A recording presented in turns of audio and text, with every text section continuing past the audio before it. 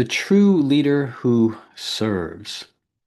The current Scrum Guide from 2020 refers to the Scrum Master as the true leader who serves. In the previous edition of the Scrum Guide, the Scrum Master was referred to as the servant leader.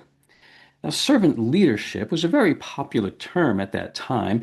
You can research, there are many books and articles that describe servant leadership.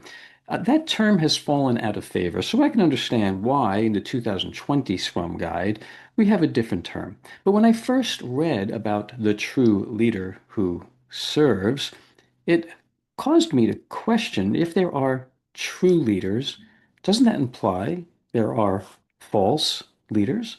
And my conclusion is yes, there are false leaders, managers who like to think of themselves as leaders, people managing the work, but not truly leading people. So, how would a Scrum Master be a true leader who serves? Well, a true leader is someone who knows where we're headed or where we need to head. They're pointing us in that direction. They're moving everybody along by coaching and training and offering assistance and removing obstacles, but they're not leaving anyone behind. The true leader recognizes where to go and how to help the team get there.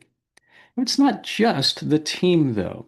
The true leader who serves, the Scrum Master, offers different ways of helping across different areas of the organization.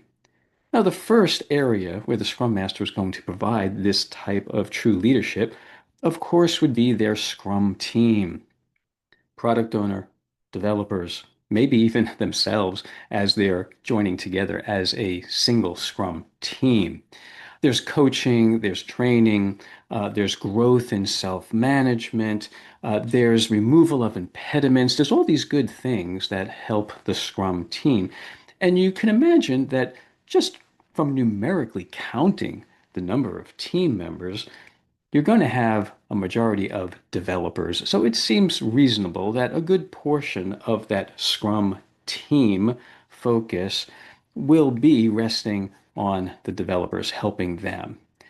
And because the product owner has unique needs, the second area where the Scrum Master is behaving as that true leader who serves is focusing specifically on the product owner, helping the product owner with stakeholder management, maybe helping with product backlog refinement, facilitating different stakeholder discussions, maybe acting in some ways as a business analyst for the product owner.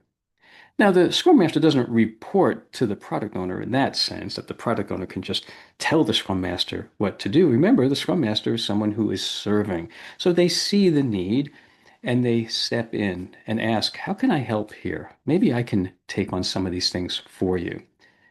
And the third area where the Scrum Master is leading would be in the organization, outside their Scrum team, helping other areas in the organization understand the agile movement, understand the values, the practices of Scrum, helping establish some agile governance, if you will. I know that's an old term and governance sounds terribly heavy-handed, but no, it's meant to indicate some standards that the organization might find beneficial if they were applied across all the teams, helping the organization grow in empirical process control, and of course, interacting with others outside the Scrum team to help remove barriers and impediments.